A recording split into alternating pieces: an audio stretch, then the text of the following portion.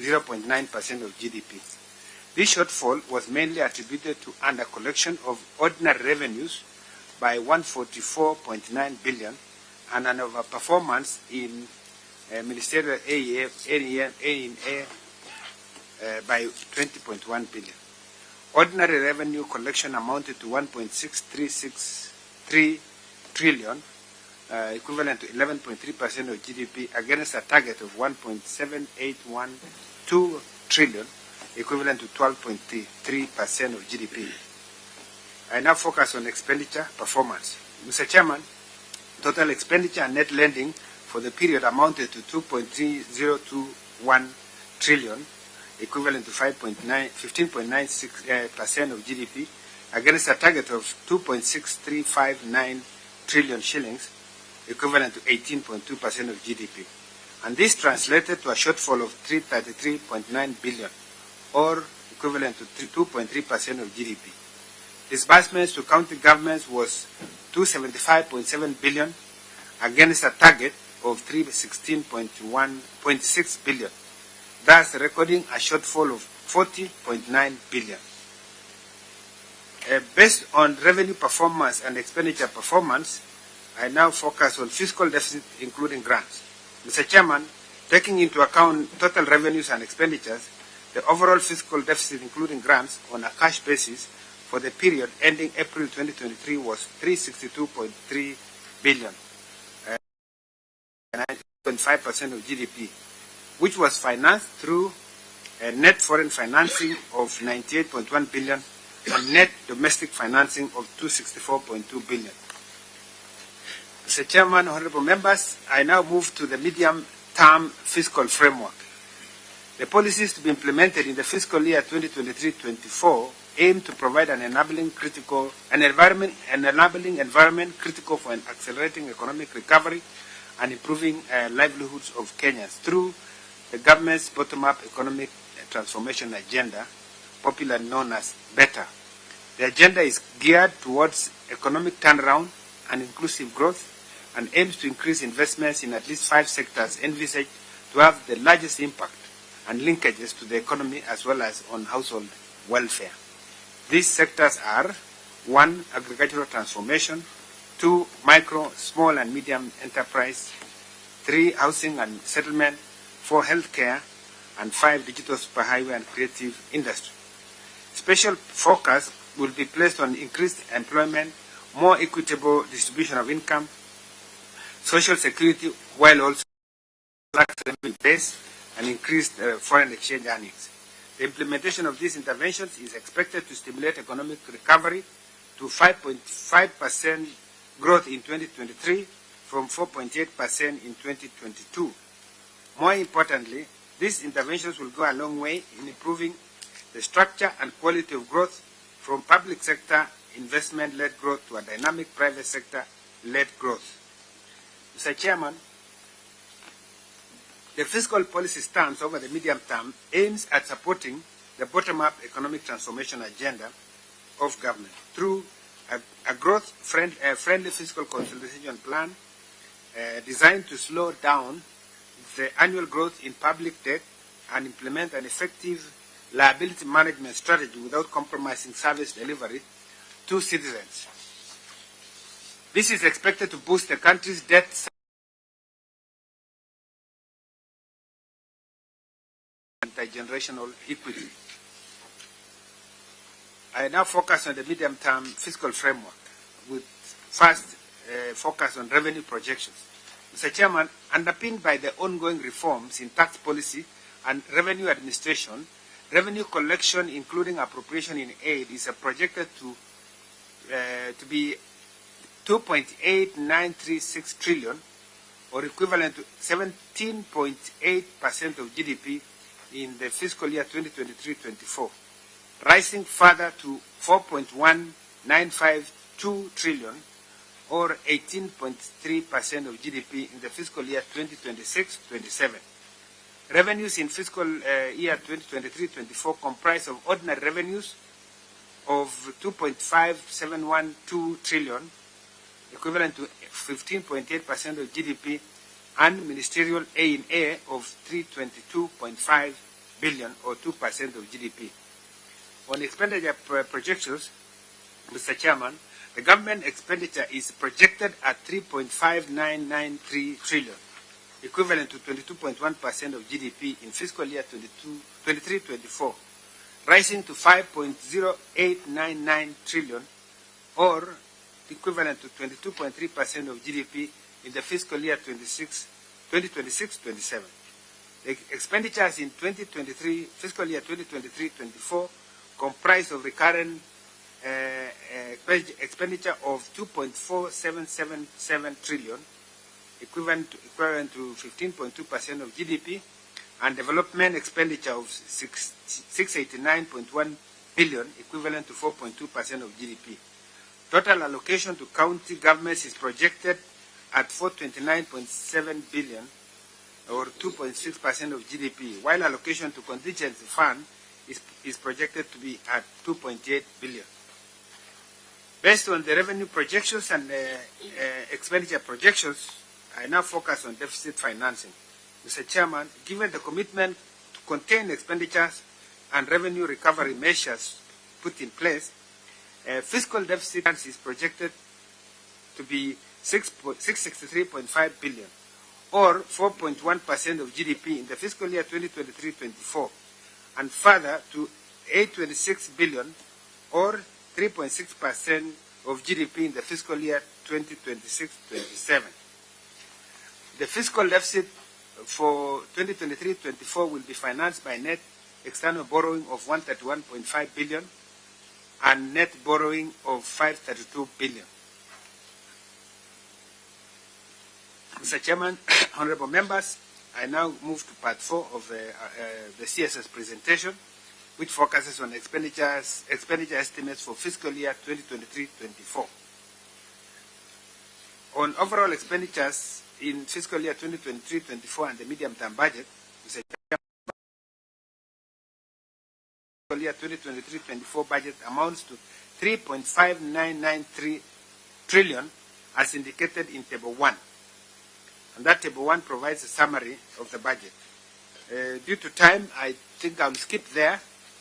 And if there will be any questions, I'm sure the team accompanying the CS will answer.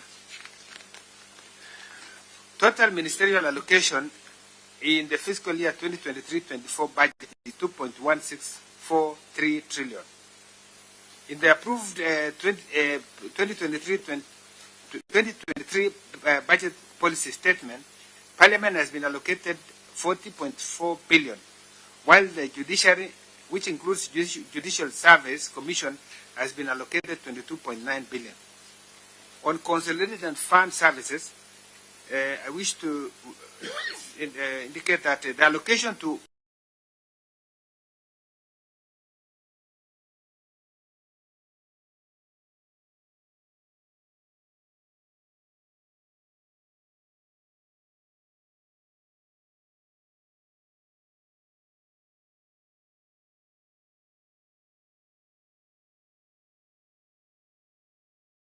the Division of Revenue Act 2023 allocates county governments 385.4 billion as their equitable revenue share. This includes conditional grants from the national government amounting to 44.2 billion, including loans and grants. I now focus on the proposed amendments to the fiscal year 2023-24 budget. Mr. Chairman, following the reorganization of government, Parliament's resolution, while approving the 2023 budget policy statement, took care of the payment of fuel subsidy arrear carried over the fiscal year 2022-2023. And we have proposed amendments in the fiscal year 2023-24 budget as provided in Annex 1 herewith.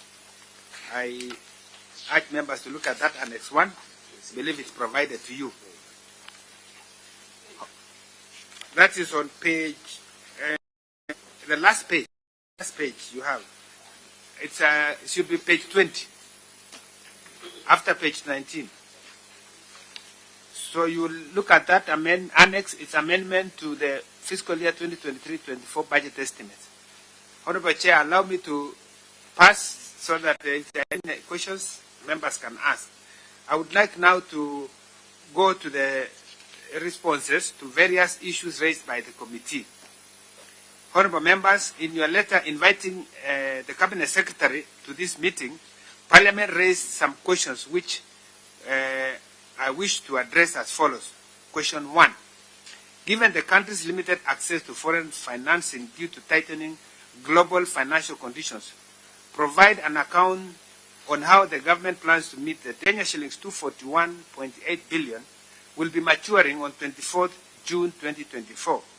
To settle this Eurobond at maturity at minimum costs and risk, the government is considering several options. These options include 1. Liability management operations using alternative financing solutions to settle maturities, undertake buybacks, which means tender offer through open market operations, or a bond switch exchange current bond with different longer tenor bonds in consultation with sovereign rating agencies. And we also shall consider bilateral and multilateral concessional funding to buy back. The National Treasury is at an advanced stage of procuring lead managers to provide advisory services in the next few weeks. In the meantime, the government will meet all other external debt service payments due through revenues and refinancing. On question number 2, which was to provide specific strategies to revamp exports in order to enhance export earnings and reduce reliance on foreign remittances and boost the dwindling of foreign reserves, which are currently lower than the statutory 4 months of import cover, we wish to report as follows. Mr. Chairman, the government's strategy to revamp exports is outlined in the Budget Policy Statement 2023 and other policy documents, including the National Export Strategy. These documents outline agricultural transformation for inclusive growth as one of the key thematic areas under the bottom-up economic transformation. To improve productivity in the sector, the government has adopted a value chain approach that will address the bottlenecks that impede the growth of exports and enhance countries' competitiveness. Given that agriculture contributes about 65% of our total exports and provides critical support to industry and manufacturing through agro-processing and beef rate manufacturing. So this will entail revamping underperforming and collapsed export crops while expanding emerging ones, such as coffee, cashew nuts, pyrethrum, avocado, macadamia nuts.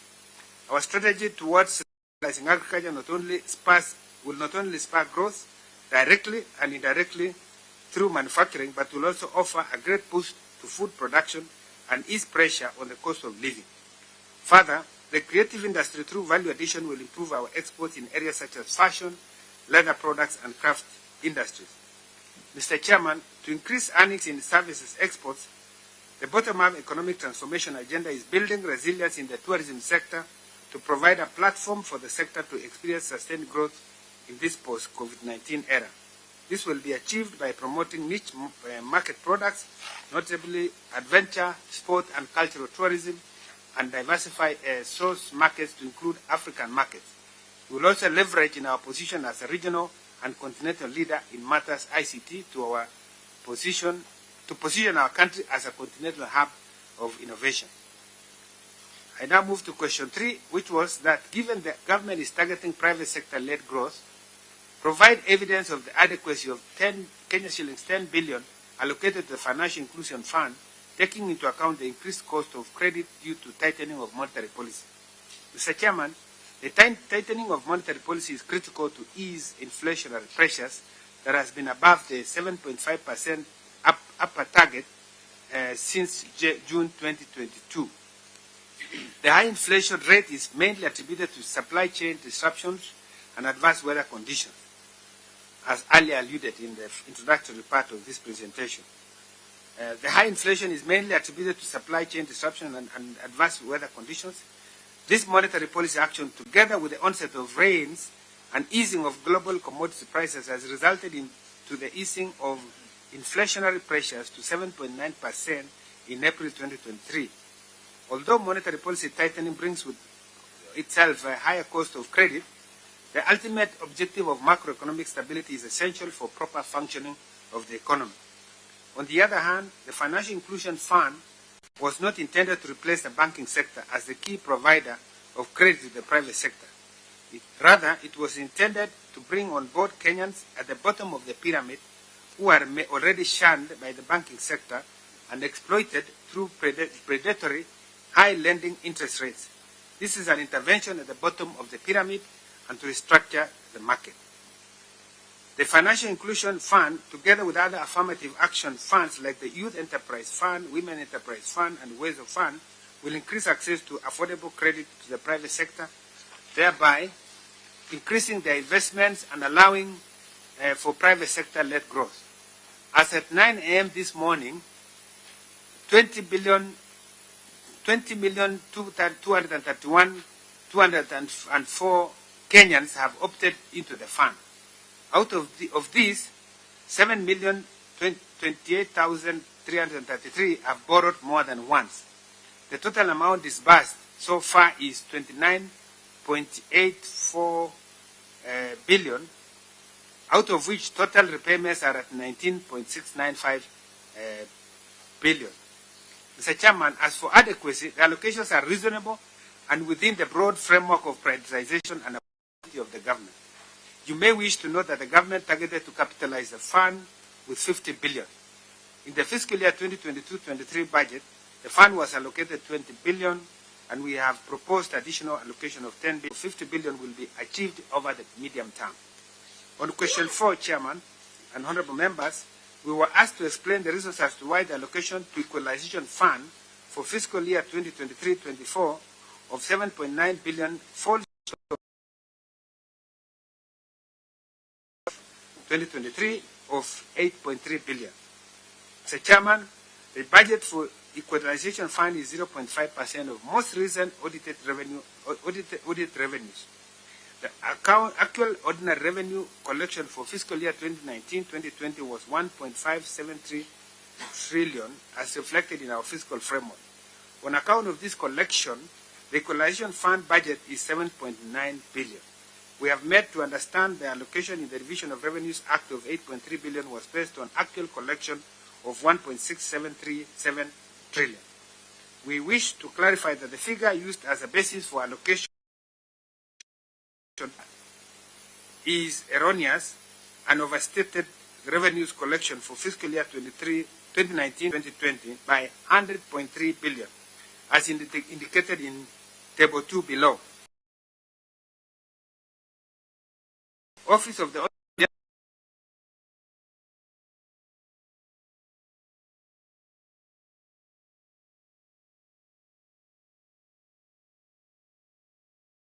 National Treasury.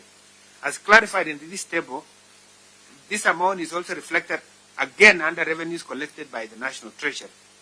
Mr. Chairman, in addition, the revenues reported by the Ministry of Defense under the Office of the Auditor General includes 4.6 billion reimbursements to the national government by the United Nations under the AMISOM program. These receipts, by definition, are not shareable revenues. I wish to invite members to Table 2, which provides a breakdown of actual revenues receipts of 2019-2020. And you can see the difference of what we are calling ORG and versus ROR.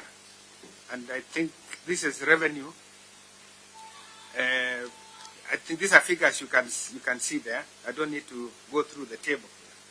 Question 5. Given the actual performance of revenue for the 9 months leading up to March 2023 at a shortfall of 112.06 billion, and the National Treasury has revised its growth projections downwards from 6.1% to 5.6%, provide a detailed breakdown on how the projection of 17% of growth in ordinary revenue for the fiscal year 2023-24 will be achieved.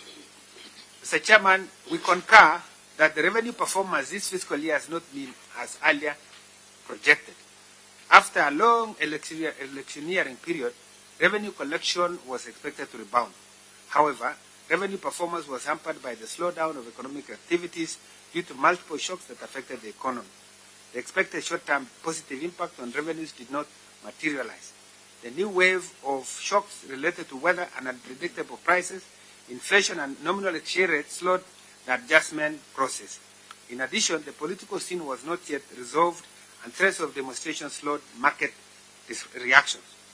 The Kenya Revenue Authority is implementing agreed measures jointly with the National Treasury under the Rapid Revenue Initiative, RRI. These measures are expected to narrow the gap in revenue collection before the close of the fiscal year. However, we are aware that we will still close the year with some significant shortfall. As such, the National Treasury is expected to submit to the National Assembly a revised supplementary estimate 2, which will reflect a reduced revenue estimates as well as expenditures so as to maintain our fiscal aggregates within the sustainable levels. Question 6. Given the decline in demand for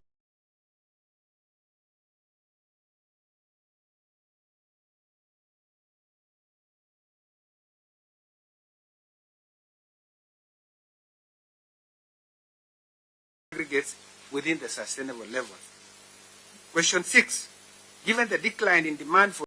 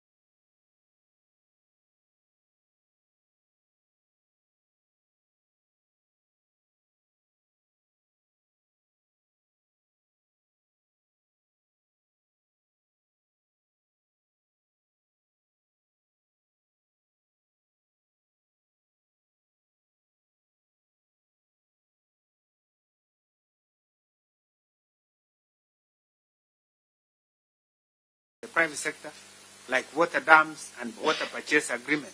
These types of support will boost agricultural production sustainably. Question 8. The government has committed to unbundling and full transfer of devolved functions to county governments. Currently provide a comprehensive list of devolved functions currently undertaken at the national level. Mr. Chairman, the government is committed to supporting the devolution through transfer of all devolved functions as contained in Schedule 4 of the Constitution. The government has initiated the process of unbundling and ensuring full transfer of devolved functions currently being implemented by the national government in areas of health, agriculture, water, environment, energy, roads, and transport. We commit to share the full details of the devolved functions still being undertaken by the national government once this process is concluded. Question number 9. Provide a list of collaborative framework with counties on bottom-up economic transformation interventions that touch on devolved or shared functions. We wish to respond as follows, Mr. Chairman, that all MDAs in implementing the conditional grants with county governments developed frameworks for the management of conditional allocation to counties as envisaged in the County Government's Additional Allocation Bill 2023.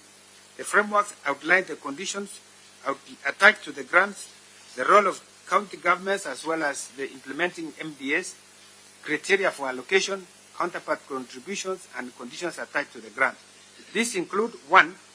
Under the micro, small, and medium enterprise, the government has proposed 4.7 billion for the county aggregation and industrial parks, which seek to devise world-class agro ecosystem to create jobs, increase farmers' incomes, promote backward and forward linkages, and to increase foreign exchange through sustainable agro-industrial development. 2.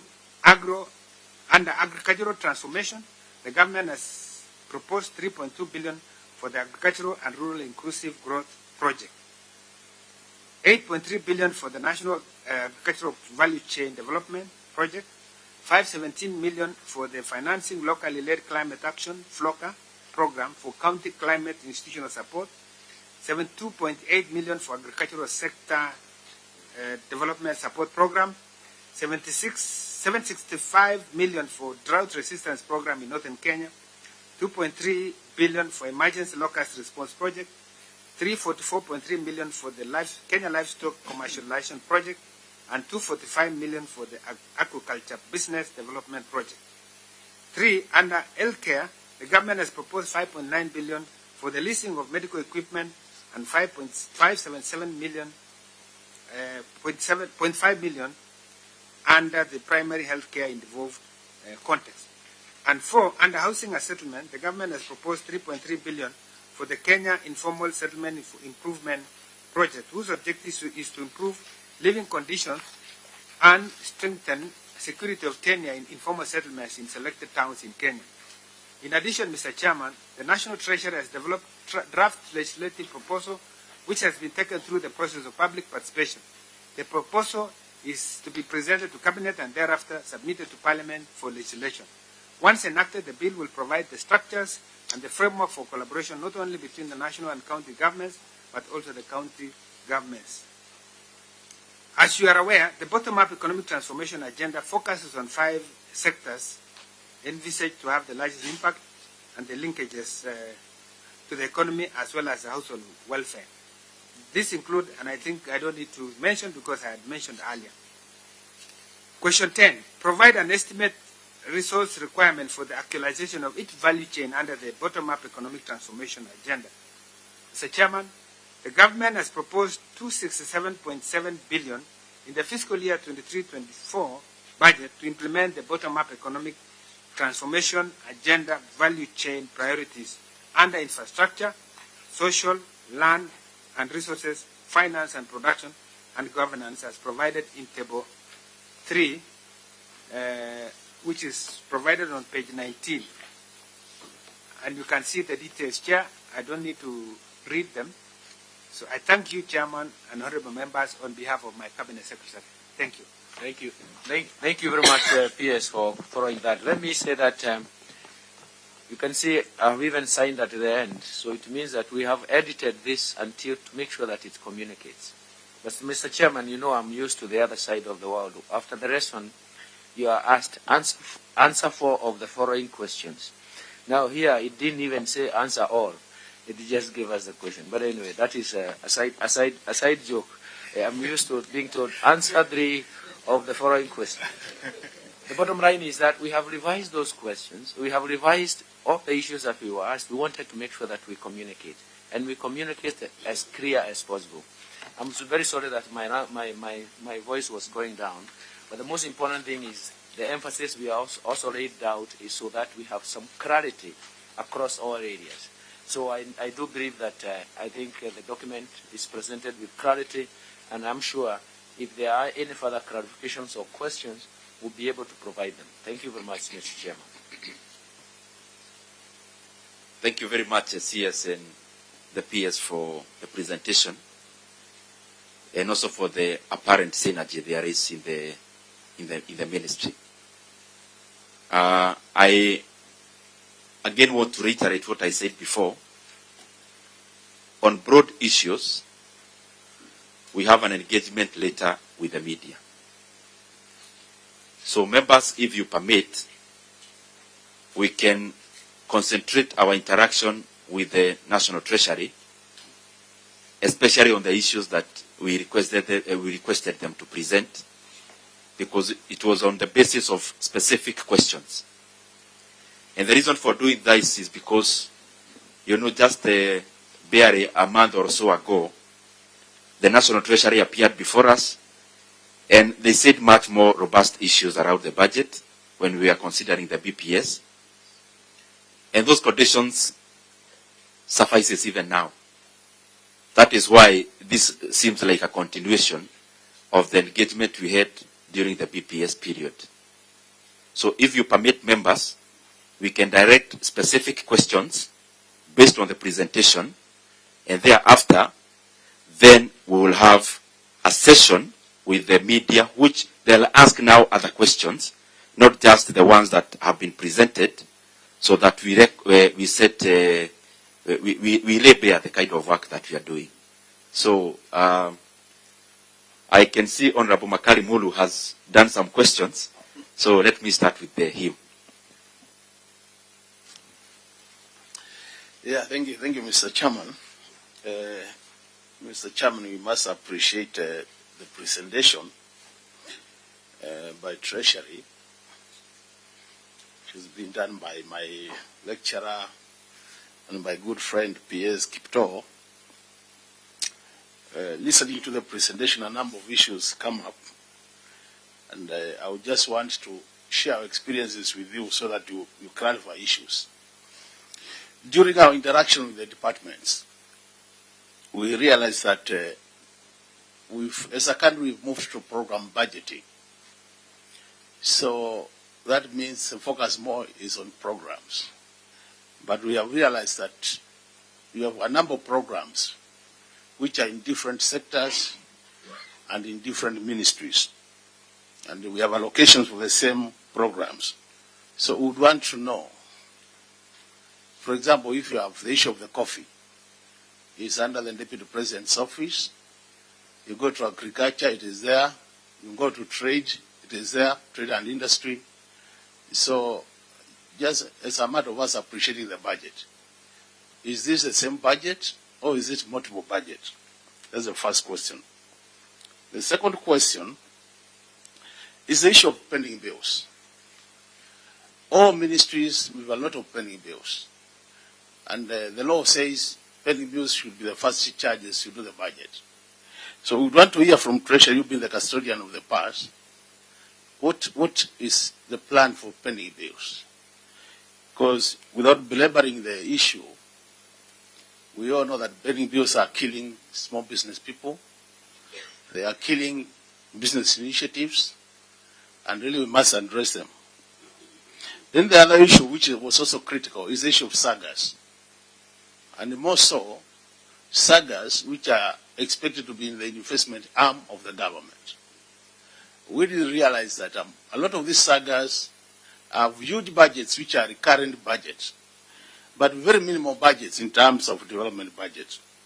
So the question is, isn't it, I thought this should be the time where if a saga is expected to invest on behalf of the government and there are no resources for investment, we either merge them or even actually have them already dissolved. We could easily think of having such a sagas that don't really add value to the country because they become just issues to take resources from us. So to me, those are the issues I would want to hear from Treasury, Mr. Chairman. But Mr. Chairman, my other side, which is the side of public debt, and you know I have a bit of interest there, I think there's something I need to say about public debt. Mr. Chairman, when you look at this budget, the proposal is to borrow domestically 80%, externally 20% from the figures you have given us.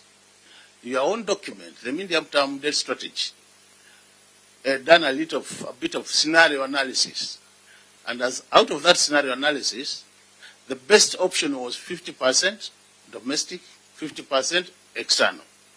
So where you are already running away from your own proposal, and knowing what is happening with our expenditure, CFS expenditure, where population is taking almost 80%, 60% of the expenditure, I would want to understand how really do we manage that, and we closely tie that to the latest developments in the market. Kenya as a country has been degraded from B2 to B3 in terms of credit rating, which means any money now we get is likely to be at higher interest externally, while domestically we know the interest rate we are paying out of the CFS, about 60% goes for domestic interest servicing. So to me, these are the issues around public debt, which Mr. Chairman would want to hear what the Treasury says, so that even as we approve this budget, we are then on the same page. Mr. Chairman, more questions, but let me allow my colleagues also to. Thank you very much, Honorable Mary Emase, the Vice Chair of this committee. Thank you, Chair. I think most of our concerns were cross-cutting, and Honorable Makali has raised some of the questions I had that I'm going to ask too. One of the observations, again, we made as a committee is we have ministries or even sagas fronting too many projects.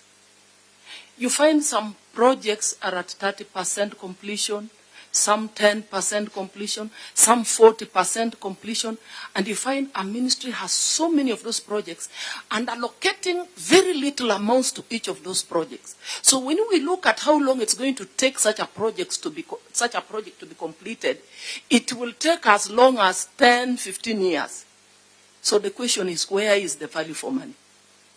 We're putting in too much money, spreading ourselves thinly across so many projects, yet we are not driving no benefit. So there's no value for money to the people of Kenya. And the committee was thinking strongly, why don't we collapse, put that money together into one basket, allocate it to one or two projects, complete them, then operationalize. Then there will be value for money. Then the next financial year, we do that to another. And another concern we had as a committee, once Parliament has approved the Appropriations Bill, we have gone through this entire journey. With you, you're having sleepless, nights, putting all your... What powers does the PS have to reallocate the money by a single letter without coming back to Parliament to seek approval? Because we had a case that has happened in water.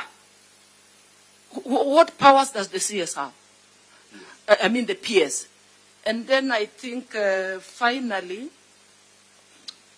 we were also concerned about issues of equity in the distribution of resources. And again, the chairman of the Blue Economy and Water had difficulty explaining to us the criteria used to distribute money for water projects and programs to various sagas across the country.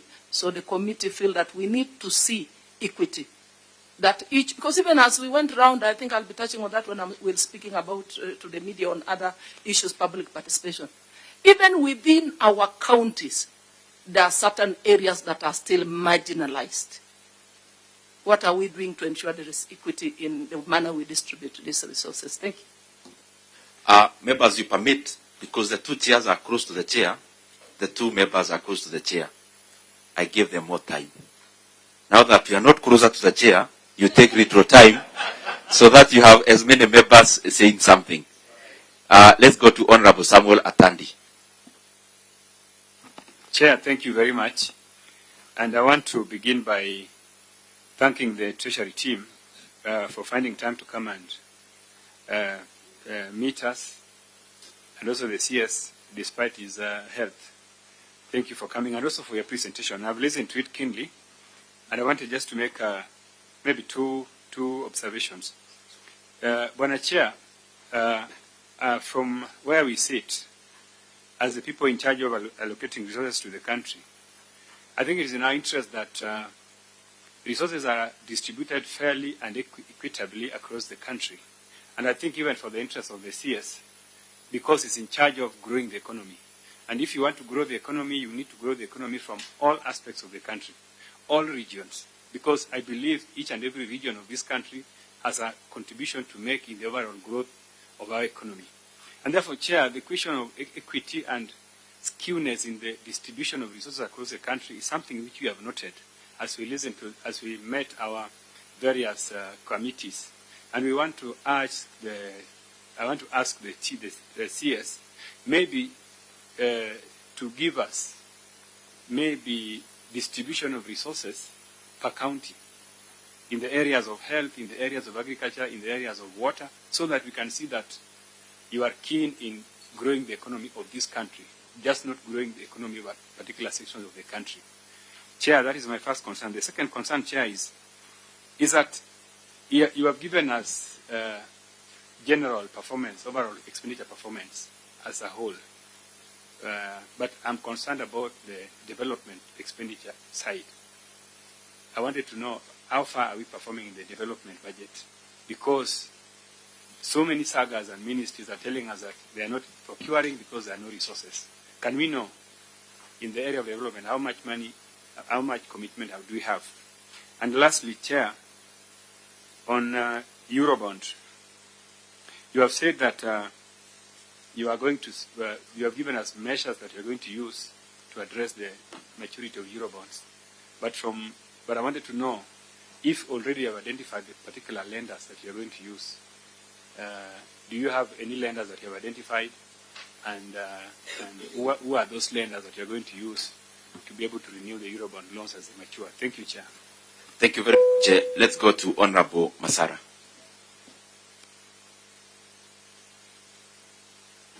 Put on the mic, Mayor. I want to appreciate the Treasury team for the good presentation, and actually it is covering so many areas of concern. But there are three areas where I want them to expound more. They stated that agriculture contributes to 65% of our export. It means agriculture needs to be supported.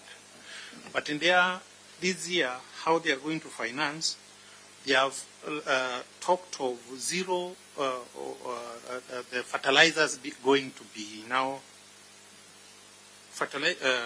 taxed. Yet 65% of our export comes from agriculture. How are we supporting agriculture when fertilizers and input is going to be taxed? Two, on the issue of local borrowings, what is the net effect when it comes to development when the government will be borrowing locally and our economy, we are talking about private sector driven, when the government will be borrowing from local as the local companies also will be borrowing, they'll be competing in the same market, the government and the private sector. What is the net effect? And my last question is about the pending bills.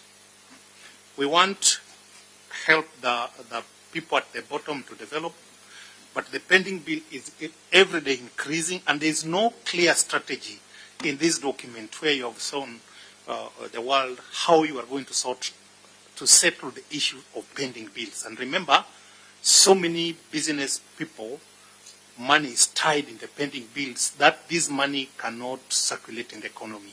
Kindly elaborate how you're going to cure the problem. Thank you. Thank you very much. Let's go to Honorable Ruth Busia. Thank you very much. Chair, just call me Ruth Odinga. I prefer it. Busia is the borrowed name. Thank you very much, Chair, Treasury CS. That was a good presentation. Mine is very simple. I just wanted to find out that already in the proposed budget of 2023-24, the ordinary revenue projection is going to be at 2.57 trillion, which is approximately 17% higher than the expected collection of this financial year, 2022-23, which means we have a deficit of about 144 billion already in this current financial year. How is the National Treasury planning to increase the revenue collection to such a high amount? What are you estimating it on? And if I may ask, and please don't see me as controversial, is it that the financial bill that you want to bring in, that you're supposed to pass in the Assembly, is what you're saying that some of the tax bases there is going to help you with this 2.57 ambitious bill? But if not, if it doesn't pass in the Assembly, should we then, what are we going to do? Thank you very much. Honorable Ruth, I usually call you Ruth Busia because I know you are a brand on your own. I don't want you to be swallowed by the other brand. Because you are very intelligent on your own and charting your own path. Let's go to Honorable Jamatia. Here is the husband. So unless he's running away from the husband, she needs to declare if she's single. Actually, married and single, sir.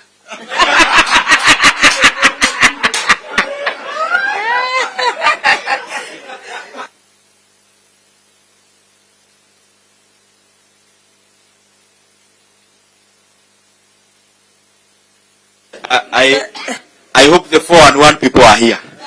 So, Jamatia, go ahead. Thank you so much, Honorable Chair. And I want to also thank the Minister and his colleagues for finding time to come and give us a very elaborated presentation. It is actually one of the best so far. But I wanted to just highlight what my other colleagues have also already put it across, that when we were listening to the sagas and the departmental committees through the sagas, we realized that there's a lot of problem in balancing the budget. And you'll realize also the equity that most of the members have spoken about is literally glaring when it comes to the budget of this country.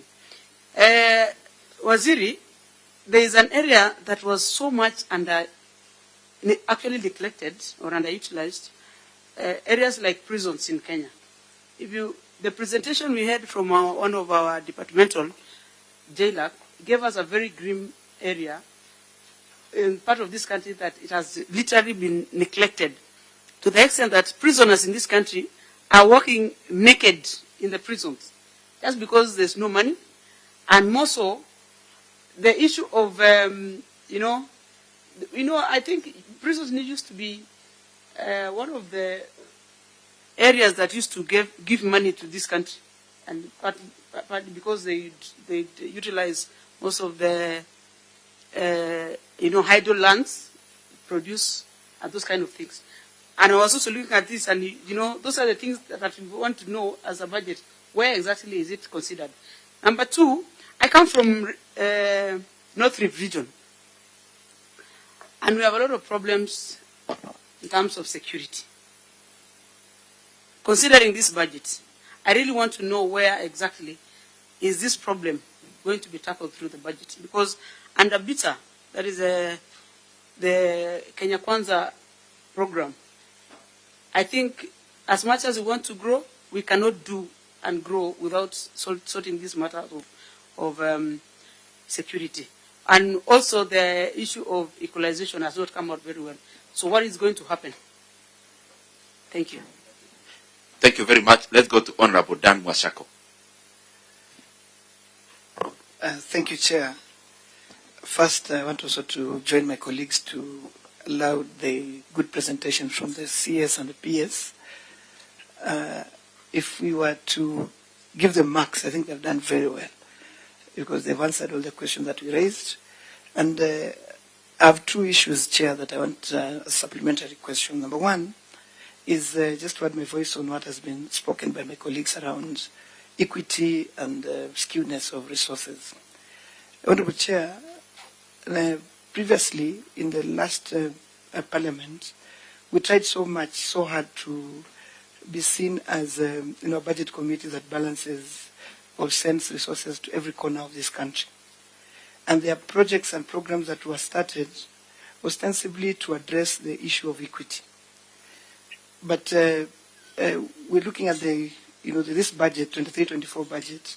We still have some of those programs that were started or projects that have not been either money allocated, or if allocated, then it's very little that will jeopardize the reason why these projects were started. And therefore, I want to call the Treasury to give us an opportunity to relook at all the resources per county.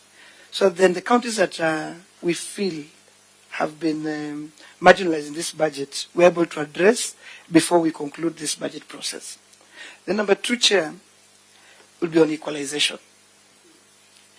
Equalization under Article 204 of the Constitution, it's supposed to run for 20 years.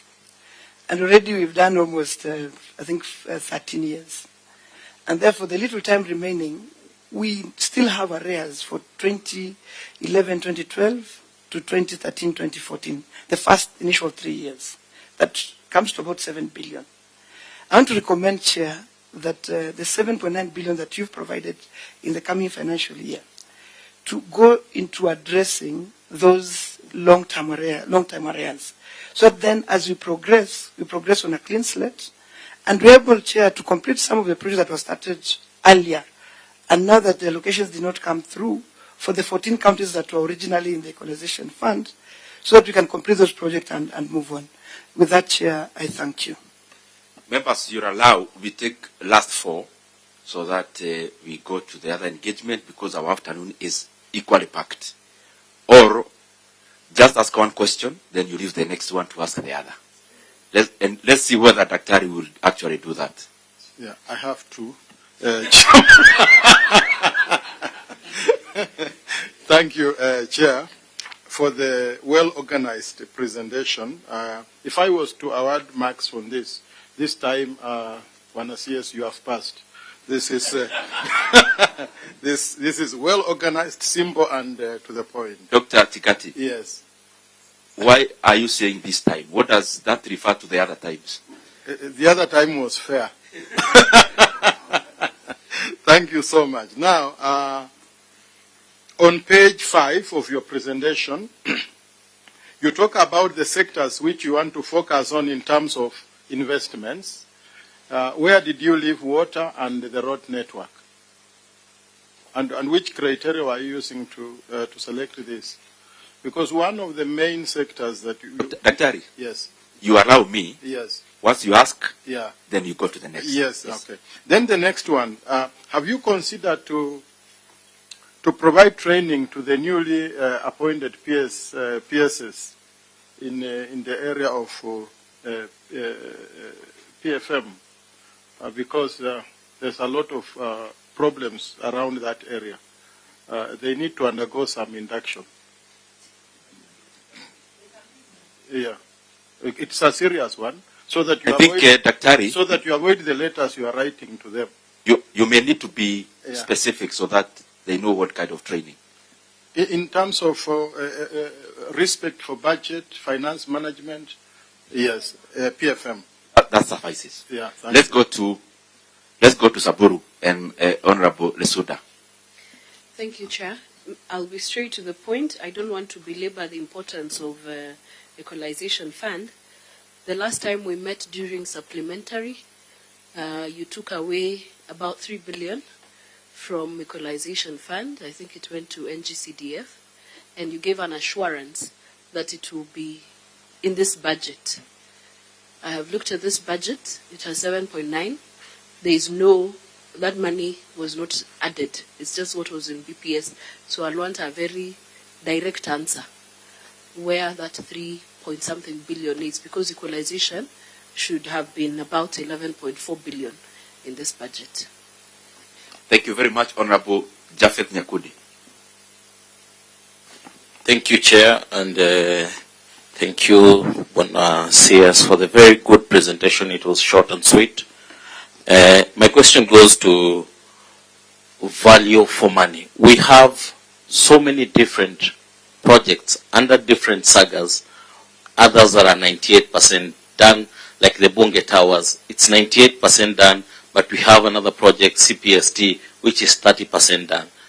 Can't we just put this money under one project? We complete that project so that we have value for money. Right now, members are paying for offices. This money out of Bunge, this money can be used.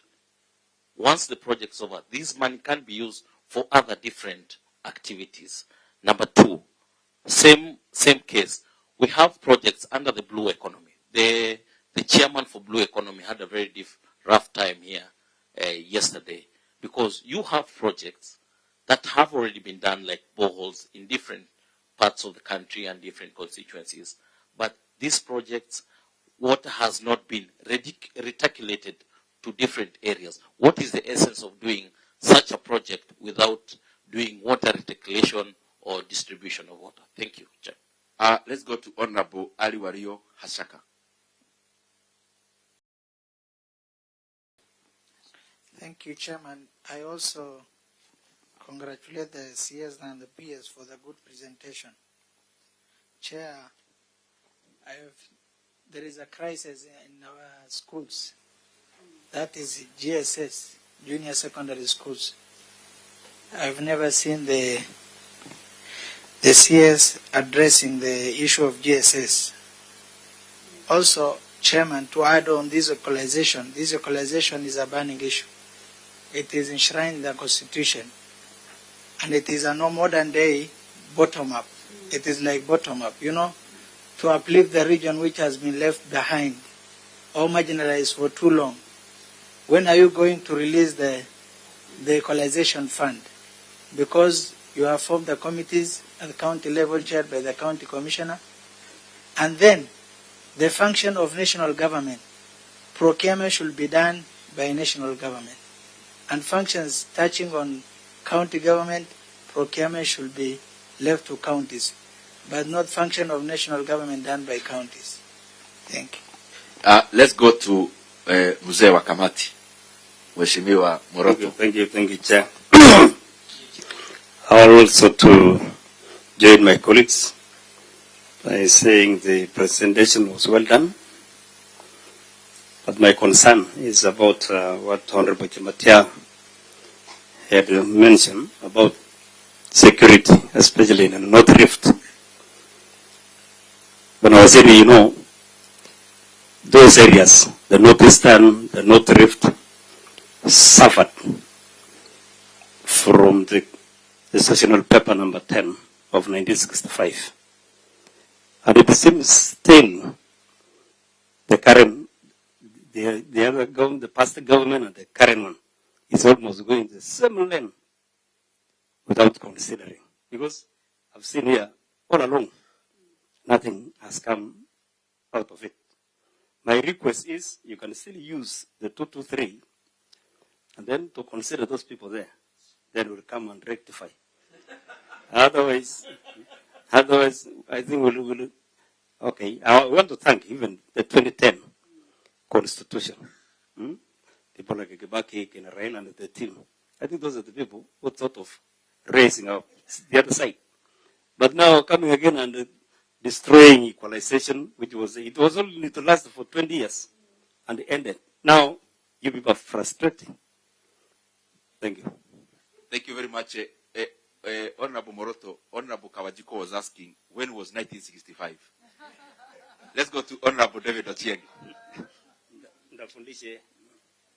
I also join my colleagues in appreciating, especially those of us who are not trained in finances.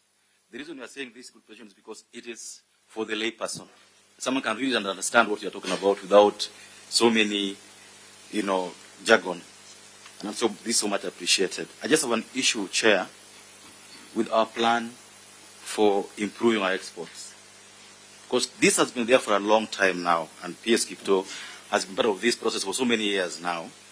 But instead of our exports going up, it keeps going down. So what I wanted to know is, in terms of, because it's a special ministry, in terms of ensuring that the monies you put aside for promotion of exports, those that, for example, you're just now going to be giving money to counties for aggregation at the county level. I assume this is supposed to help also spur exports. And those that you're giving to the various chains, how are you going to ensure that these monies are used for the right reason and to ensure that our exports are improved? Number two, Chair, the size of the budget vis-a-vis development expenditure. You've just said that we're going to have a second supplementary. I'm also aware that you are asking ministries to return some money for development because they're not going to utilize it. Why do we put money that we don't intend to use? Then we say we have 3.8 trillion budget. At the end of the year, Chair, we only used less than half of what we budgeted for development. It's a routine business as usual. Thank you very much, Honorable Chris Aseka. Thank you, Chair. Thank you, CS and the Treasury team. I have only two brief ones. For the current administration to realize the 5 sectors, implementation of budget is very key. I want to know if you have a deliberate strategy to ensure that this budget is implemented, all factors laid constant. 2, do you have a strategy to address these variations that are being experienced within government departments? yes, the procurement law provides for about 25%, 10-25% on variation of projects. But you realize that projects have been varied for over 8 years. Case in point is the Mitiani House, which the cost of construction has been growing over time. Lastly, the court awards. We have realized many ministries have been given some court awards due to non-compliance or adherence to contractual obligations. How are you addressing this? Because if you look at the sums, they are too colossal. Thank you. Let's go to Honorable John Njuguna. Thank you, Chair. I also want to join my colleagues in congratulating the team from the Treasury because they have made it very easier for us to understand the budget as well. But my question is only one, and I had seen that the CS had attempted to answer. But on a layman language, we saw the President the other day saying that there's something they are doing to cushion the shillings against the volatility or the foreign exchange. So I'm asking the Treasury team, what is it, short term? We know the long term will have to increase our export, but in short term, what are we doing to cushion the Kenya shillings against these crazy foreign exchange rates that are affecting the businesses and the transactions in relation to the foreign exchange?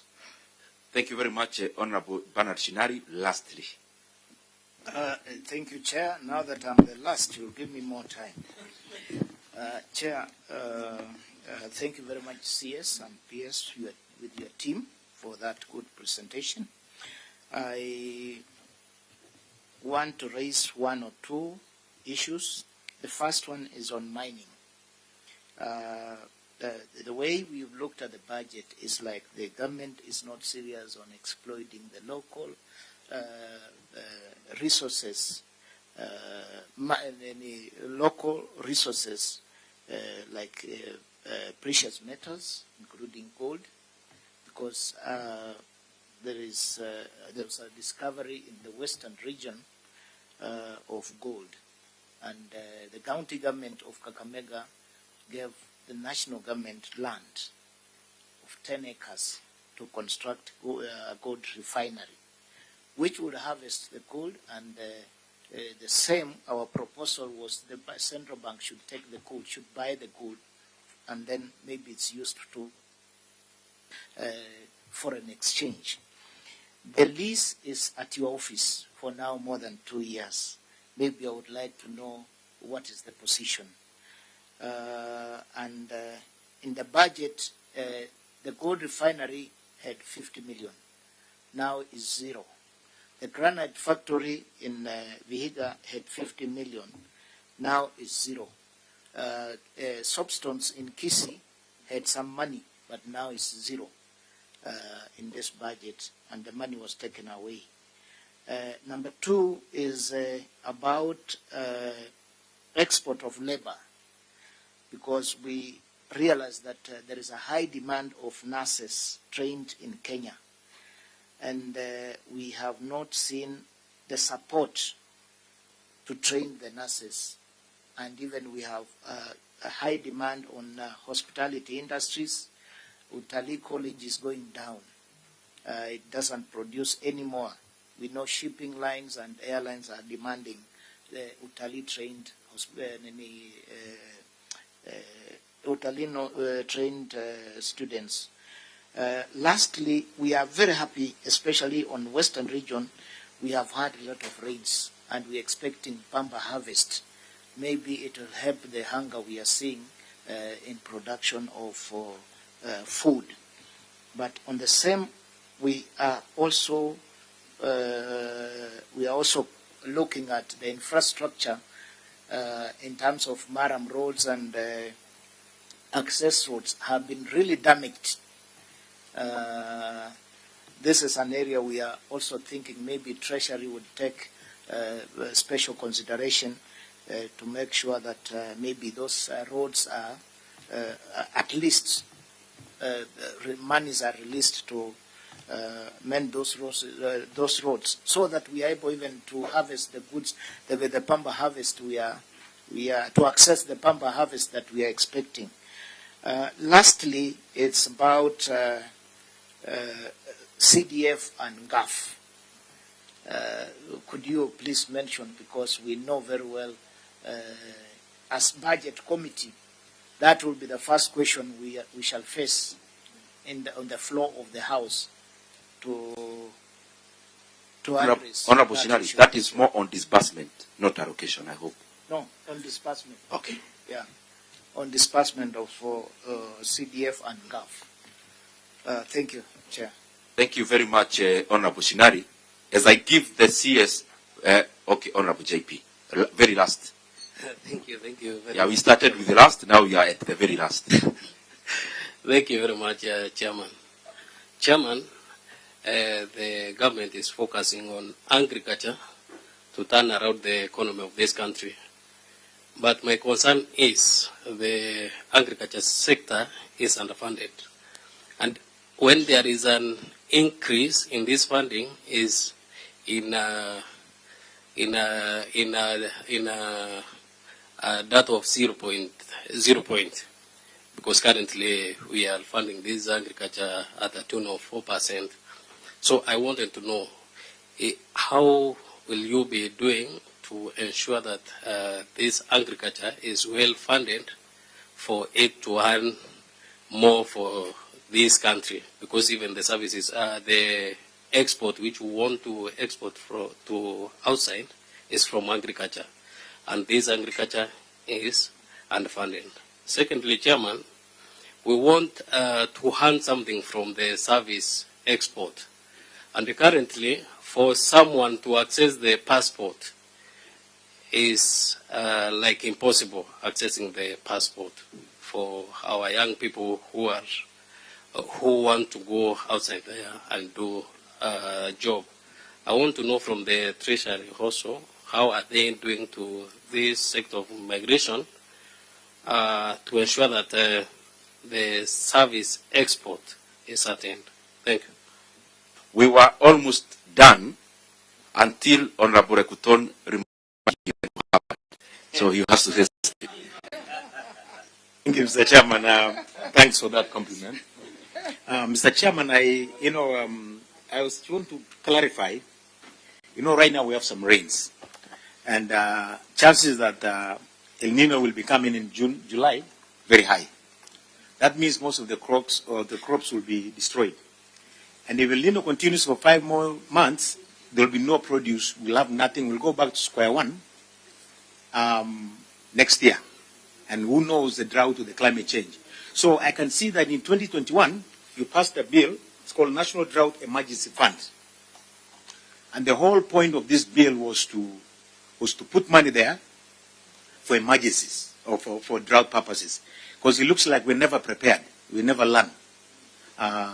So you go for fundraising, you do whatever, but we need to be having something permanent on that fund.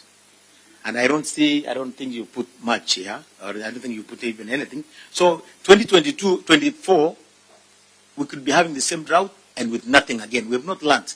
So what are you doing to make sure that you look for funds to put in here for emergency purposes, and knowing that El Nino is all over the world, is announced, it will come and we'll lose some of our crops. Thank you.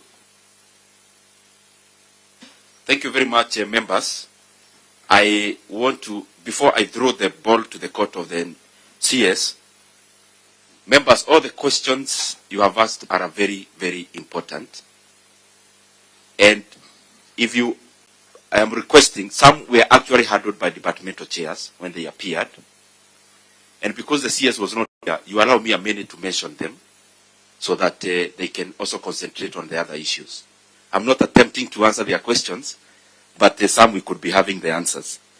One on immigration, asked by Honorable John Paul. The problem was handled very ably by the Honorable Tongoyo, who is the chair who oversees that region or that department. They have had issues with the printers, and we actually handled in their presentation. So it is a minor operational issue, but we advise them going forward, these printers, instead of the government operating them, they could consider leasing them so that there is no breakdown any time. And if we can give a tender for people to print our money, even printing passport is not too much to ask. Secondly, on KMTC, Honorable Shinari asked a very important question. KMTC has now 21 campuses that are complete, awaiting operationalization. What we have done in this current budget as we talk, we have already allocated 1 billion shillings to KMTC. KMTC is among the very few MDAs that have received additional money for personal emoluments. That is PE. And we have given them 1 billion shillings to hire more staff, and we'll be proposing, even before we close, that we allocate something retro for them to operationalize all the 21. Because there is more demand than supply. There is more supply of students wanting to join than there is space for them to accommodate. In terms of there is more demand for their courses. The other issue, Honorable Masara, you allow me to do it. The CS may reinforce. The issue of fertilizer. Fertilizer in the budget, we are giving 4.5 billion for subsidy. It may seem less based on the last year's budget, and especially after supplementary. But fertilizer prices globally have been coming down. So we are allocating 4.5 billion shillings with that in mind. The last round of KTDA fertilizer that they just procured came actually almost at 3,500. So 4.5 billion would be sufficient. On the issue of fertilizer, again, whether we are on the finance bill now, the finance bill is proposing to remove or to zero rate, to exempt VAT on all fertilizer inputs and other agricultural inputs, and especially for people who would be producing and manufacturing fertilizer and inputs in the country. So the proposals are pro farmers, and I am sure the people of Migori will be happy. Very lastly, I'm not attempting to do your work, CS, but because we went to the same school, even if I do it, then we'll be in the same page. Lastly, the issue of interest rate, I want to say something as a response and a question. A response and a question because our shilling, yes, has depreciated. But this phenomenon is cutting across the entire globe. All other currencies other than the USD or all other currencies against the greenback have been depreciating. The Fed has raised interest rates for unprecedented 10 times consecutively. They'll be meeting again in June, mid-June. When Fed raises interest rates, the signals across the markets is that it has coughed the US and all of us then must catch cold. So what I've been grappling with, because it is both-sided in terms of sentiment and content. When the US raises rates now, it is at 5.25% or thereabout. Then all the other global currencies respond, especially due to capital flight. That then we are having so many people preferring the US as a destination for fixed income instruments. Then my question is to Prof. Up to when then do the other world, other than the US, and especially the global South, continue to be victims of policies within the US that are pro-nationalistic in nature, but anti-globalization on the other side? Because when the US are doing it for their own interest, especially in regards to the inflation, but on the other side also, any action done by the US does not just affect the people of the US. It affects us, it affects our cost of borrowing, it affects our cost of imports, it affects basically our livelihoods.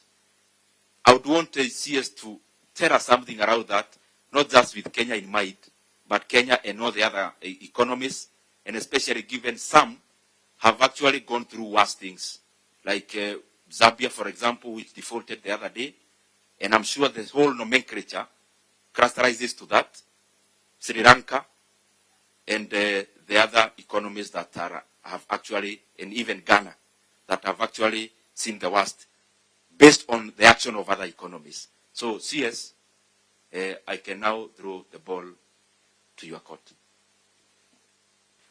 Thank you very much. And Thank you for listening to us, and thank you for also raising several questions. But you know, Mr. Chairman, once you have several questions, it actually signals that the subject matter is understood, and the presentation was also understood. So what we have are additional, should I say, responses, just to make sure that we clear the air. I'll go through the list and just make sure that whatever I can answer, I will. Whatever I can throw to my colleagues, I'll mention it. So that at least we do not leave anything unanswered, but also some of them are bunching up because of some form of, should I say, the same subject matter. Then you find that we do not have to partition the answers. The first one was on the program budgeting, and there are a number of programs in different sectors and ministries. The first thing is to actually explain that when we, and also there was a question about the better sectors, those sectors were chosen on the basis that they have a large impact on the economy. And it is clear they have.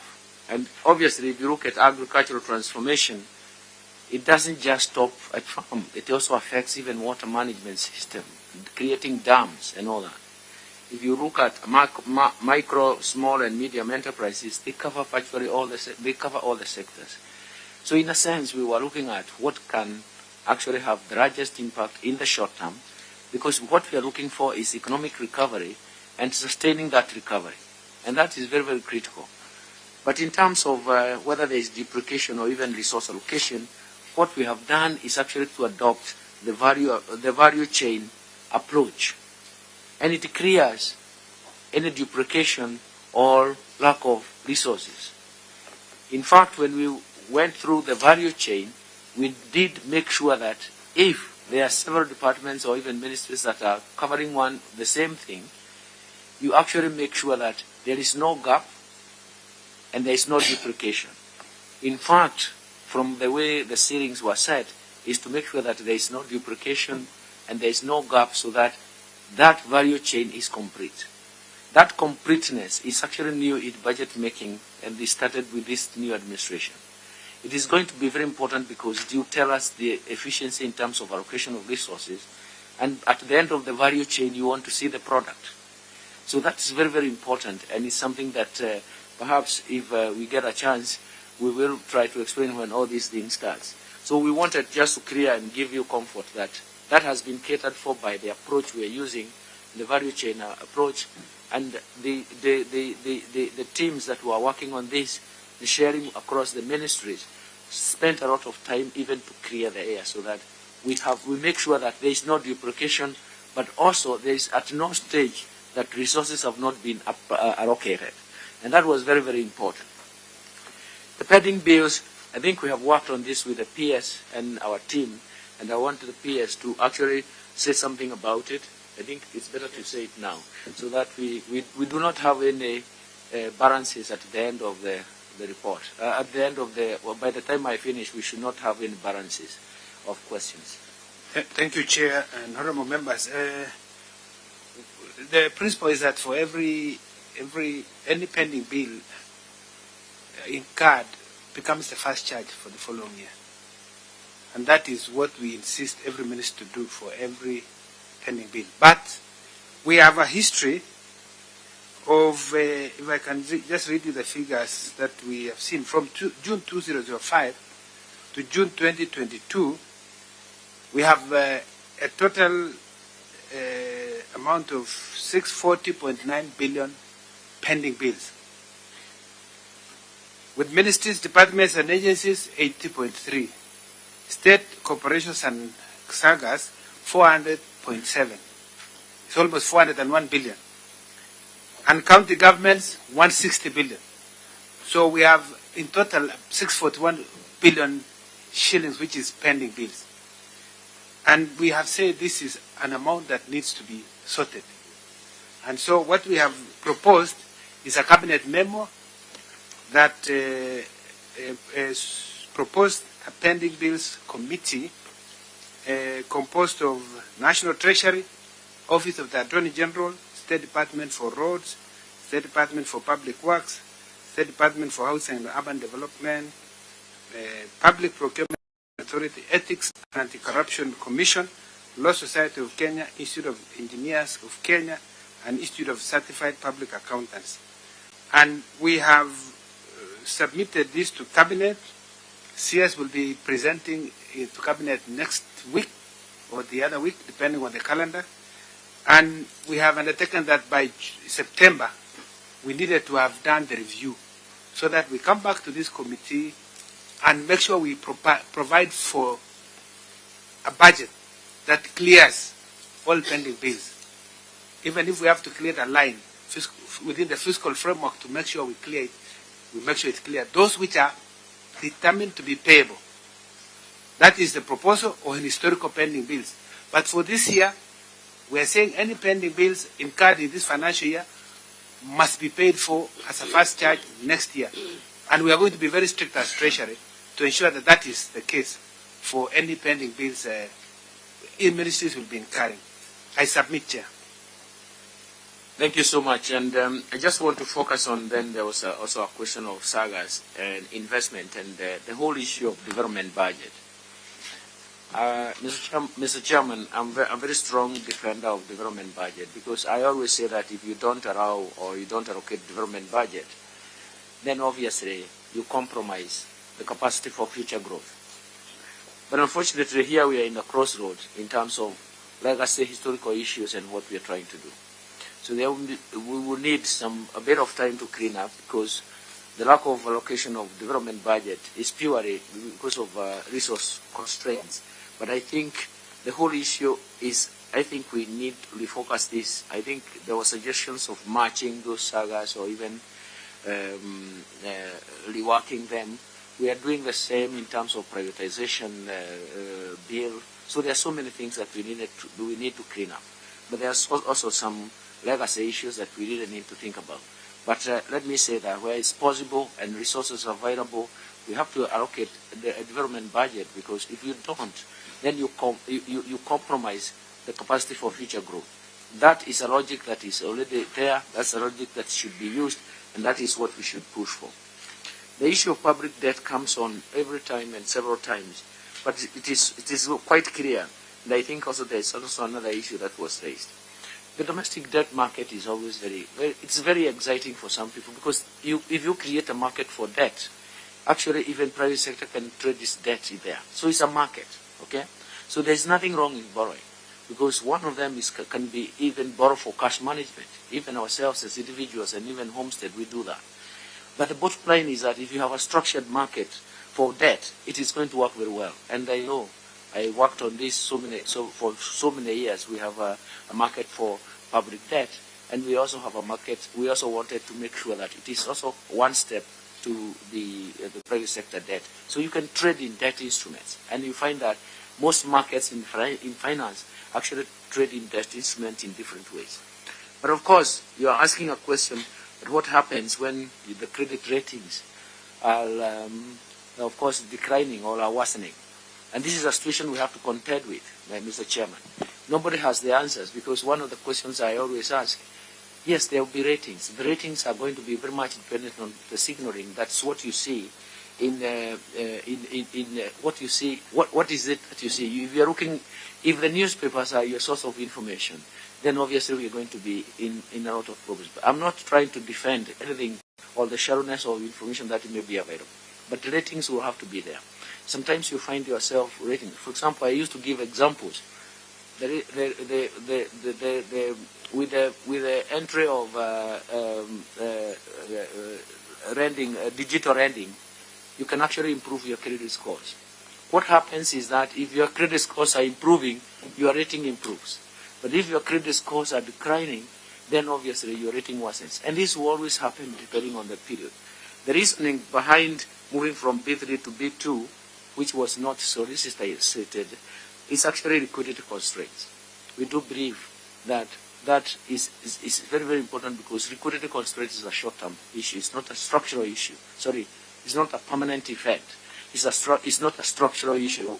And that's why I know when I talk to my friend there, he understands what I mean by structural. So it's something that we are keen looking at, but it just tells you what do you need to do to return your rating to the level you were previously or improve on it, because you know what is happening. So in a sense, what we are saying and all the measures that we're taking here is actually to improve the liquidity side of things, so that we are not being seen as liquidity is going to be, or liquidity squeeze is going to be a permanent feature.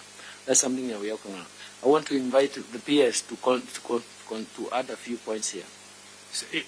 Thank you, Chair. I wanted just to answer the question of whether domestic debt is going to be more than foreign debt, because I think Mheshimiwa Makale, I think, indicated 72, is it 80% domestic debt?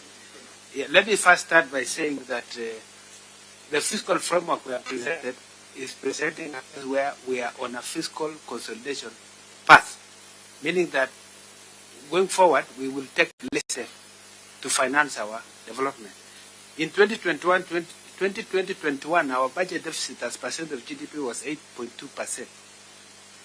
Last year, in the budget that you passed, the budget deficit was 6.2. This government has decided it will reduce, and it has come to this to 5.8% in the budget that we are implementing. And this BPS that we presented, we are moving to 4.4, and by 2026, we are talking about 3.6. So we are declining in terms of taking more debt. Number one. Number two is that if you look at the total financing, assume we just take for this year, we have 720 billion deficit that we are going to be borrowing to finance the debt, equivalent to that 4.4%. Of this amount, net foreign financing is 198.6. When we say net, it means we are looking at inflows and outflows. So disbursements will be 674 billion.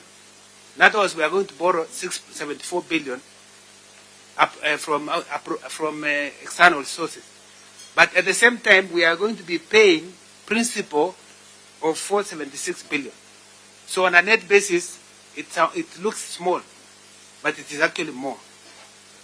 Then on domestic borrowing, the net that we will additionally borrow will be 520 billion. So you can see it's almost balanced. And if you are not satisfied, I have the guru here, our debt guru, who can answer you, Mr. Ndolo. That is enough, Honorable PS. Thank you. They actually parties, so. Yeah, thank you very much. Honorable Makari has offered some coffee. Oh, okay. Over that subject. Okay, thank you very much. But it's very important that the clarity comes in, and even a bonus in terms of clarity. I think, Vice Chair, I am with you in terms of clearing some, since this new administration came in, it halted any new projects so that we can focus on those older projects and even what kind of value we're getting. And it has really worked on that. Because one of them is actually to make sure that on the old projects, we don't want them to turn into a deadweight loss. So we need value for money, if I could use your words.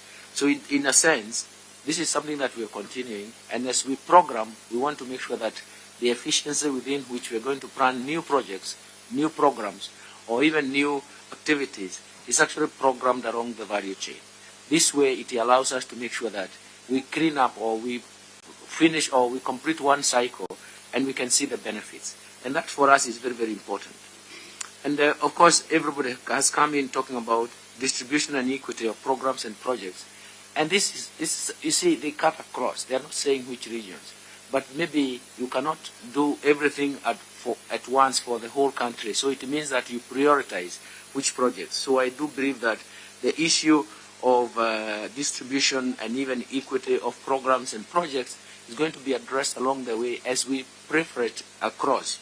In fact, there was an issue that was raised about counties and even conditional grants on industrial parks. This is one way of saying each county can utilize their own relative resource abundance and try to actually excel in what they do And then it means that they can actually help other counties or even drive exports for themselves. And this is a measure of actually trying to make sure that you cater for or you introduce distribution and equity, but it is based on resource abundance in those areas because it is easy to utilize resources that are abundant. I think somebody talked about even gold and all that. It means that if there are resource abundance in those areas, it means that they can be utilized and they can make a difference.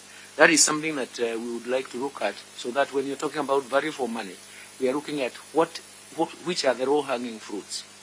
Can we pick them? They are going to create an impact and even a demonstration effect across other sectors. And that is something that is what, in the development discourse, that is what actually happens. So we want to make sure that we push that. Administration, everybody, we learn from mistakes. So I beg for your forgiveness that when we make mistakes in the administration, we learn from mistakes. You can never be perfect at all times, but we learn very much from our mistakes, and it works very well. I don't know where you. Okay. Yeah. I think there was a question on Honorable Chair. It's good to have your attention on this one. The Vice Chair asked what powers the PS has to reallocate funds. And I draw you to Public Financial Management Act, Section 43, which provides limited powers of accounting officer of national government entity to reallocate appropriate funds. 43, subsection 1 says an accounting officer may reallocate funds from the authorized use, but may not reallocate funds where A, the funds are appropriated for transfer to another government entity or person, B, the funds are appropriated for capital expenditure except to defray other capital expenditure, C, the reallocation of funds is from wages to non-wage expenditure, or in the transfer of funds may result in contravention of fiscal responsibility principles. And Section 2 also says an accounting officer for the national government entity, other than a state corporation, may reallocate funds between programs or between sub-votes in the budget for a financial year if A, there are provisions in the budget of a program or sub-vote which are unlikely to be utilized, B, a request for the reallocation has been made to the National Treasury explaining the reasons for the reallocation and the National Treasury has approved the request, and C, the total sum of reallocations made to or from a program or sub-vote does not exceed 10% of the total expenditure approved for that program or sub-vote for that financial year. So, Honorable, we do this every year. Even this week we have done a lot, especially where ministries have found they cannot spend on the vote and they have other needs in other sub-programs.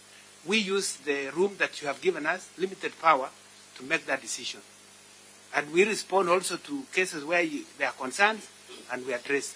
I think in that other case I remember, it was about equity. And I think the accounting officer wanted to take some projects to some counties from another county. I need to check the details. But we are law-abiding, and we cannot break the law. We follow the law. Thank you, PS. That's why I was just saying that if there are mistakes in the administration, so know that they are not intended. I think, Honorable Samuel, I think the only question I can now add to you is the whole issue of Eurobond. You raised the issue of Eurobond. What we have done, and it was in the papers, is expression of interest. And we wanted to make sure, once we target those banks, those reading managers with banks holding our Eurobond, we can actually target them to be the read managers. Because if you went out and looked for just any transactions advisor, then you're going to have totally different outcome. That's what we have. I have seen that we have over 300 expression of interest. We are going to sit back and develop an RFP, and then when we take the journey of this liability management towards Euro 2024, we will take the journey with read managers of those banks holding the bond, so that whatever actions we take will be informed actions, and that is how the market will give us the credit that we will require. So I just wanted to make sure that that is clear. expression of interest was advertised. We have over 300 applicants. We're going to sit back and develop the RFP, and then from then on, once we identify the lead manager, we are going to take and we start the journey for an effective liability management specifically targeted to 2024 Eurobond. Honorable Masara, agriculture, 65% of exports. The chairman answered the question that fertilizer, we don't tax fertilizer, and now we are also exempting fertilizer, the inputs that go into fertilizer. And for us that is very, very important because we are going to encourage production of fertilizer because fertilizer is diverse in terms of usage. Borrowing locally, again I had talked about even boosting market and instruments and different layers of instruments of debt. Both public debt and private debt are very, very important. And of course my colleague, my PS here has answered the issue of pending bills and even the resolution. Ruth, I think you had a neutral answer, which I liked. But anyway, the question you asked is about taxation, and obviously, let's make an assumption, let's make a point that we have a social contract. Because tomorrow, you cannot say there was no electricity in my house because if you don't have public goods, it's because government has to tax to provide public goods. If governments have problems in financing, then we go back to the social contract and say, did we pay our taxes? So the whole idea, I think the whole issue is that taxation improves. Government tax revenue improves when the economy is vibrant. If the economy is not vibrant, we are suffering from going through a recession, obviously you're not going to get adequate revenues. We do believe the economy will be vibrant. We do believe that it will be amenable to taxation. But what do we need to do? We need to make sure that the tax and tax policy and tax instruments that we develop are appropriate to help the market but not distort the market. And that is what is going to be very, very important. Because essentially you cannot have one side, one of coming up with expenditures, you have to come to the other side of saying we have revenues that are going to match those expenditures. How do we raise them? We want to make sure that the market itself is protected. So it means that the instruments, the tax instruments that are provided are going to encourage, they're not supposed to be punitive, they're supposed to be incentives. Because at the end of the day, you're receiving public good. If you are receiving public good, it means they have to be paid. And that is where we are.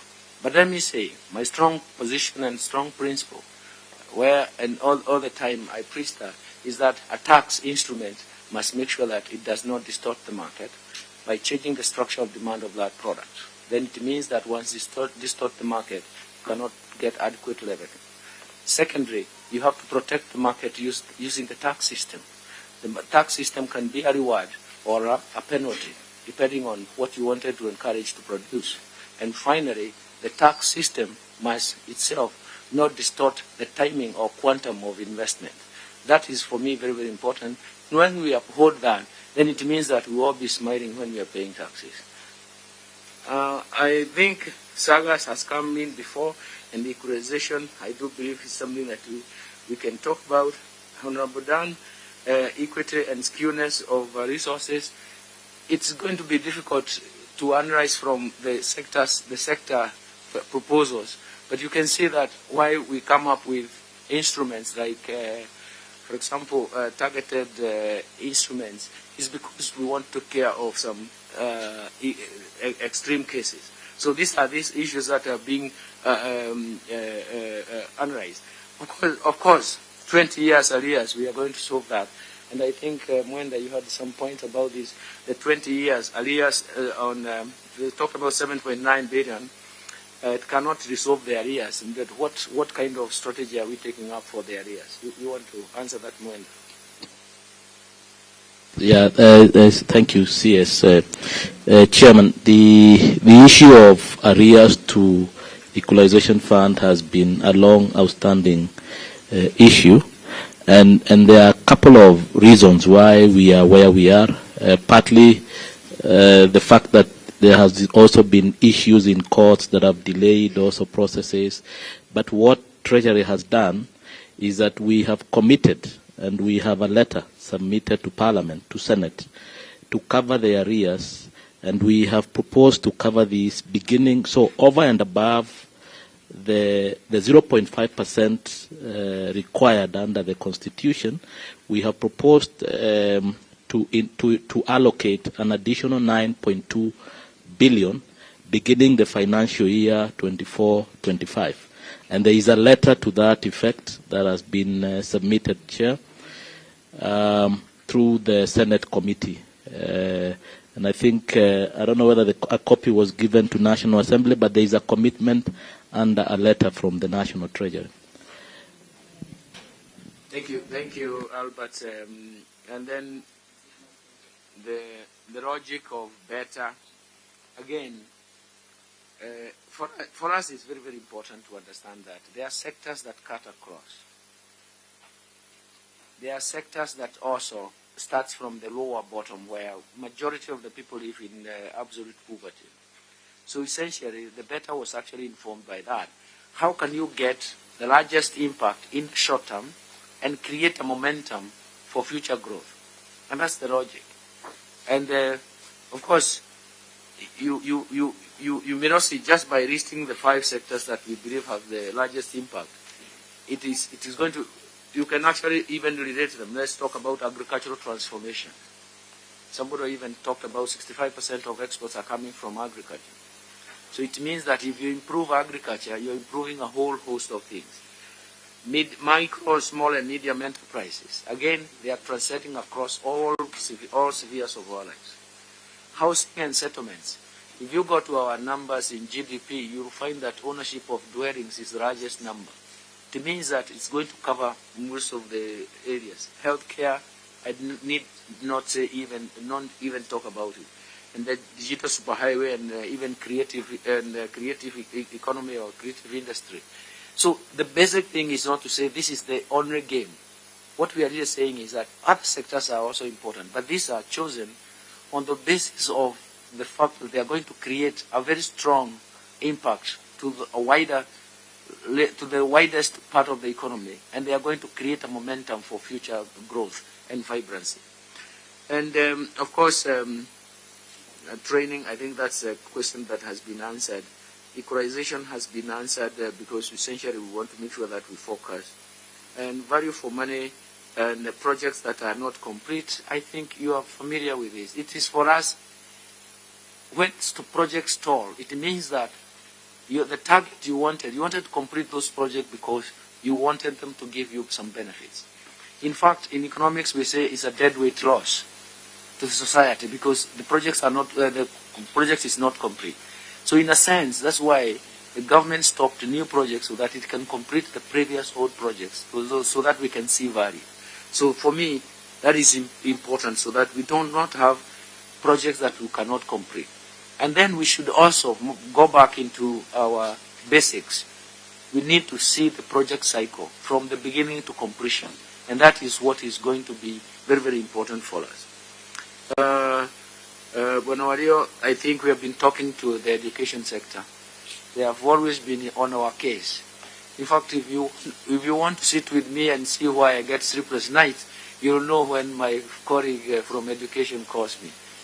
You see, we are in the middle of transition in the schools. And that's why junior secondary school is becoming very, very important. So we are all taking steps in terms of resolving that. And concern on security, the North Rift. I think there is a comprehensive agenda for the North Rift in terms of solving the security issue. So essentially, we may not bring it in the budget, Mr. Chairman, but I can tell you that there is a very comprehensive agenda in terms of resolving the problem once and for all.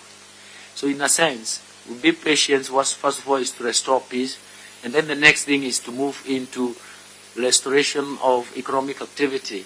And then once we restore economic activity, then we could see that we are improving livelihoods. Actually, most of the time you have conflict is because of resource scarcity. People fight over resources. And that is something that we cannot run away we cannot run away from. So we have to come and restore order, and then from there is economic activity. Promotion of exports. You know where we have come from in this. We have many years of that. I think in my earlier years, I even used to assess the Export Promotion Council.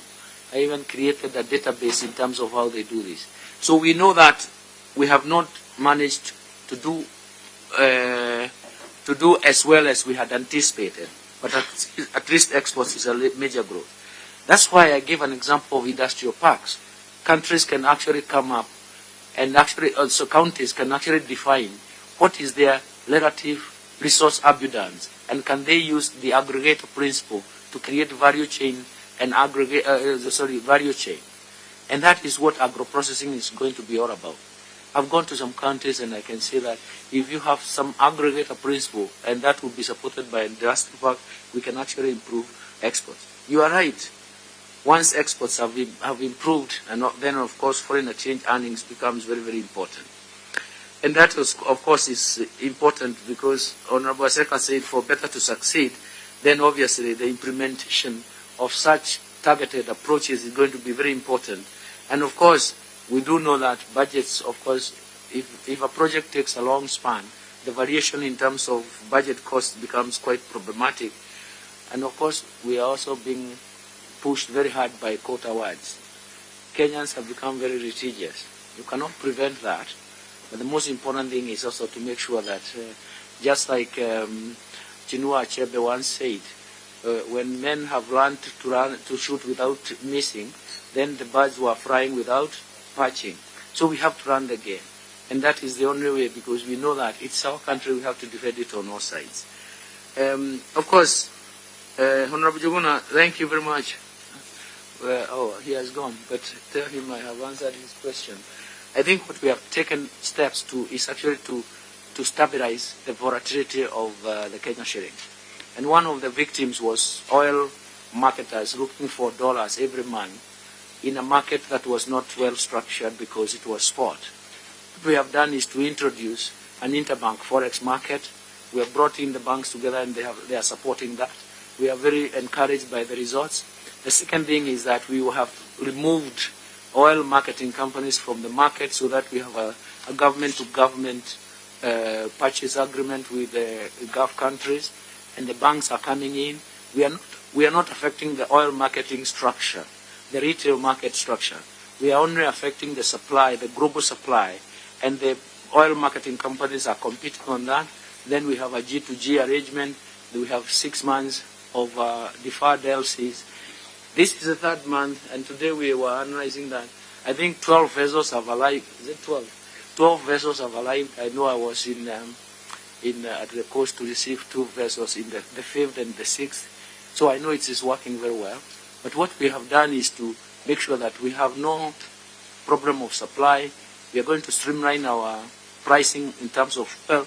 But more importantly, now we have removed it in terms of monthly demands of fuel, and the volatility has been lessened. So essentially for us that is very important. But let's be honest, the currency value itself, if we remove the volatility, then the currency should find its own value. We should not restrict that. I think there is a question that came up in terms of that. Mining opportunities, I think these are areas where we encourage the government, but also the private sector. Because the private sector is coming up with technology, and the government is coming up with licensing and even awards and legal responsibilities. And we do believe that we can actually create a lot of value in this area, and we do believe that we can actually make a difference in terms of what is available. But we actually also have to come back and ask ourselves, is it commercially viable? That's also questions that should be asked. I'm very happy about the rains in Western Kenya, and that's where we have the food basket. Our Kenyan food basket should be coming from there. And you are asking, how do we safeguard ourselves from, is it El Nino? Yeah, I used to argue about buffers that we need to create. And one of the things that we need to invest in is actually food buffers, so that we can actually ride over shocks when we have extreme drought. But we are now coming back and realizing that climate change is going to be with us for a long time. It's going to be extremely difficult to predict what happens in the future. I have argued in other sessions in terms of what is happening. We cannot predict. So it means that for us in the short term, we have to create buffers. And so I like that point that was raised about buffers. And even also, you have for you to make sure that you take advantage of the buffers, you also have to improve the infrastructure. Thank you so much for that. And of course, the CDF, you know, every day we turn is to say, are there resources available? We have so many exchequer requests, but what about exchequer receipts? That's why we have to work on that space. Exchequer receipts are coming from the taxes we pay. And so it means that we go back to the zero-sum game. So we have to pay our job. But what happens, Mr. Mwashimiwa, as soon as the exchequer receipts are there, we will not waste any time, but bring it to you. Of course, funding agriculture sector, export of labor, all these issues have been answered by the chairman, but that is very, very important. It's a good thinking.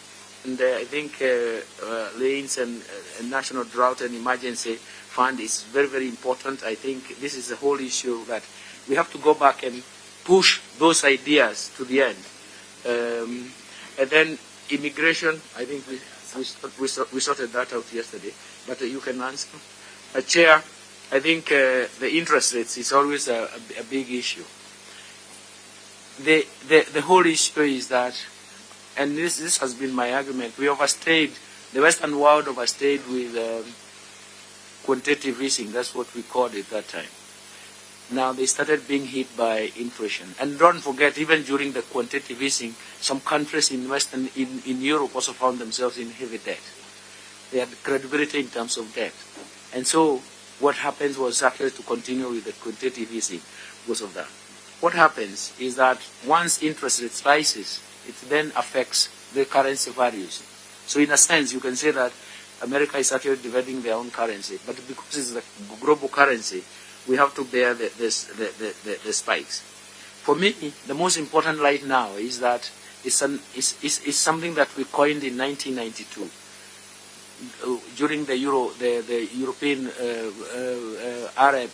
it was exchange rate mechanism, ERM. You cannot rain against the wind. You have to rain with the wind, because right now you don't have